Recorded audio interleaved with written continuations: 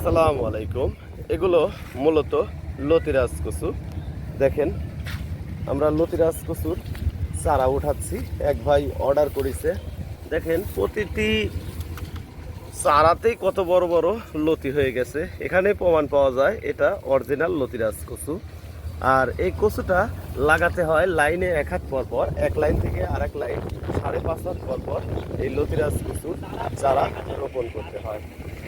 তো ভিউয়ার্স, এটা আপনারা যদি গরমের সময় চাষাবাদ করেন সেক্ষেত্রে দেখা যায় যে 1.5 মাসের ভিতরেই লতি কাটতে পারবেন। আর যদি শীতের সময় আপনারা যদি চারা রোপণ করেন সেক্ষেত্রে দেখা যায় 3 মাস সময় লেগে যায়।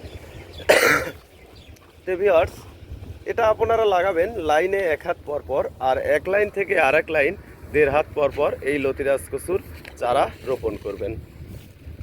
আমরা বাংলাদেশের বিভিন্ন জেলায় এই চারাগুলি সেল দিয়ে থাকি পাইকারি রেটে। আপনারা যদি চারা সংরক্ষণ করতে চান স্ক্রিনে দেওয়া নাম্বারে যোগাযোগ করবেন।